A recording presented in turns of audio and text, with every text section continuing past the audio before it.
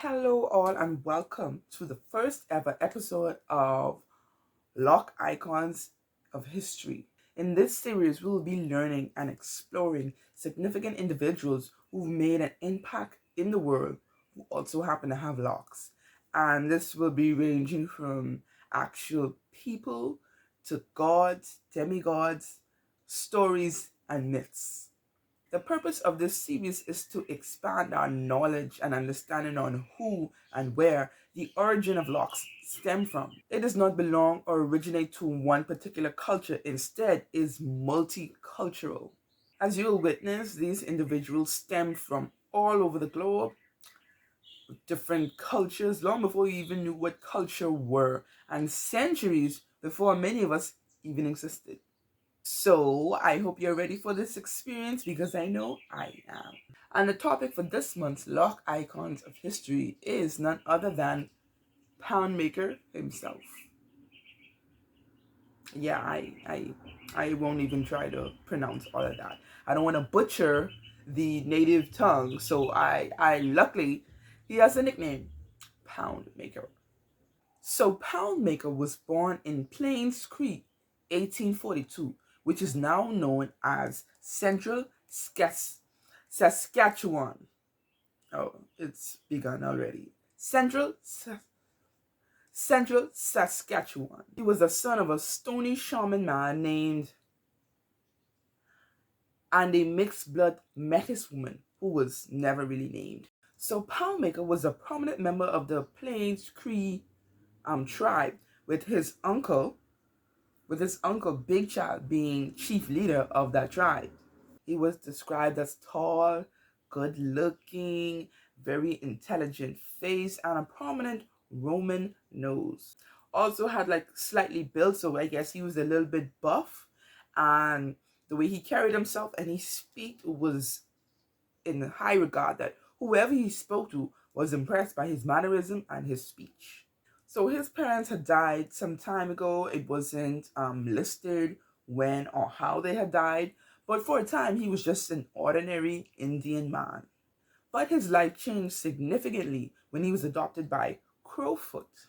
See, Crowfoot was the head chief of the Blackfoot tribe. And in 1873, when there was a battle or war against the Blackfoot tribe and the Cree tribe, Crowfoot lost his son during that battle. Some time passed and they made a miniature treaty, a little peace treaty that didn't last very long. And 2 years into that treaty, one of Crowfoot's wife saw Poundmaker and was shocked by his resemblance to their late son. And thus, just like that, they adopted him. Like, you're ours now, kid. Like, cool, right? So after they adopted him, he remained at Blackfoot Crossing where they resided for some time, and he got his Blackfoot name, which is Wolf Thin Legs. So when Poundmaker decided to return to Crete, he now had the status of the son of a chief, which came with a lot of, hierarchy. He's the it person now, and he came and returned with many horses, which back then was a sign of wealth.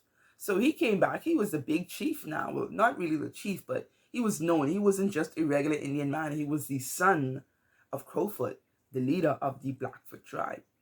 Not to mention his adoption quelled a lot of the war and battles that were normally having between the Blackfoot and the Cree. Like I said, these tribes would constantly normally go at it from time to time, like long-standing enemies. But his adoption helped remain this air of peace and friendliness between the two tribes. In 1876, all the indigenous tribes of Saskatchewan came together in Fort Carlton to discuss a treaty with the Canadian government. So at this time, Poundmaker was considered a minor chief or advisor to the River Bend people. I think yes, to the River people. Poundmaker questioned the terms of the treaty as he did not believe that the terms were favorable to his people, not just his people, all of the tribes of Saskatchewan. Unfortunately, he was the only one of his people to think so, and he was outranked and outvoted. Poundmaker believed that the government should provide all indigenous people and future generations instructions on farming and building houses and how to just maintain and sustain their livelihood. See, at the time, the buffalo were diminishing, and if you know anything about Native American, not really Native American, Indian culture, they survived heavily on buffalo. It was used for their food, clothing, tools, instrument.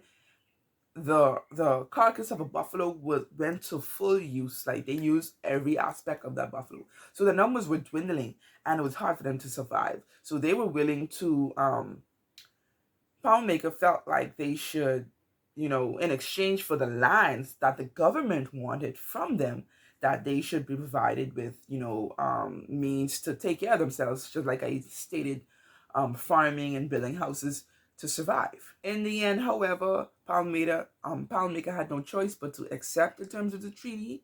It's called Treaty 6. And in 1876, he became leader of his own tribe and moved his people to a reserve on Battle River, one of the reserves that the government had sanctioned for the indigenous folk of Saskatchewan. Life on the reserve was hard.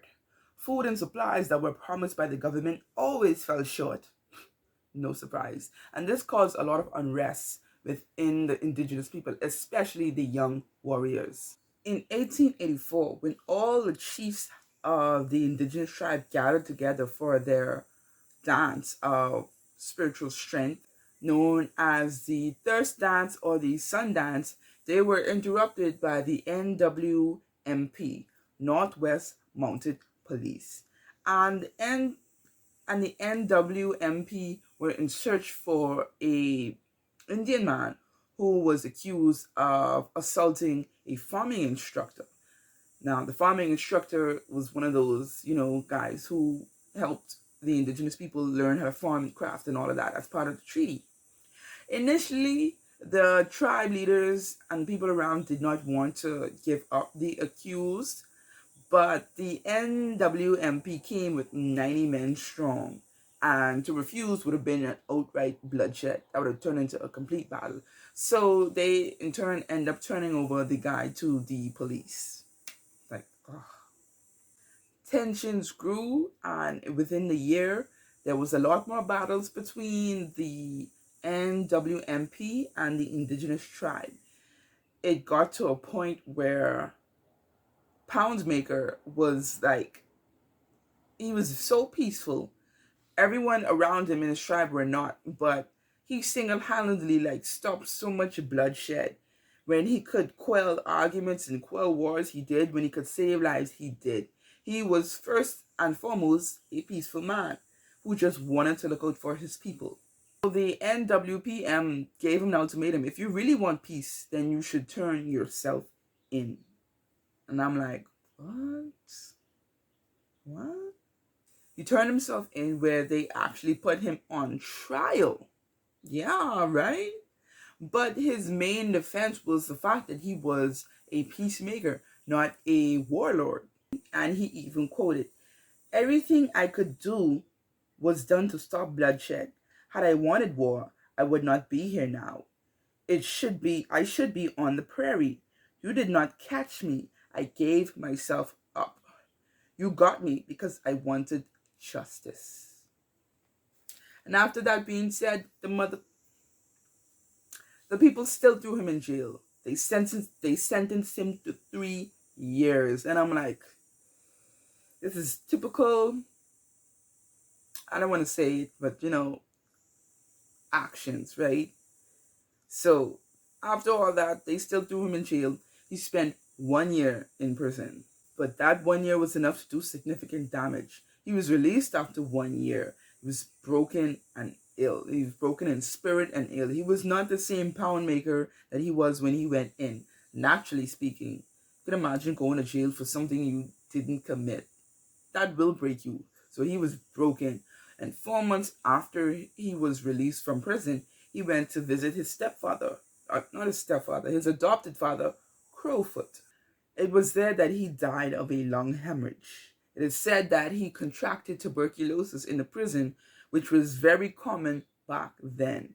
And I'm like, yo, wow. After all of that, you died from tuberculosis for being unfairly and unjustly prosecuted and sent to jail. And that's where you got your tuberculosis from. On May 23rd, 2019, Poundmaker was fully exonerated of any crimes or wrongdoings.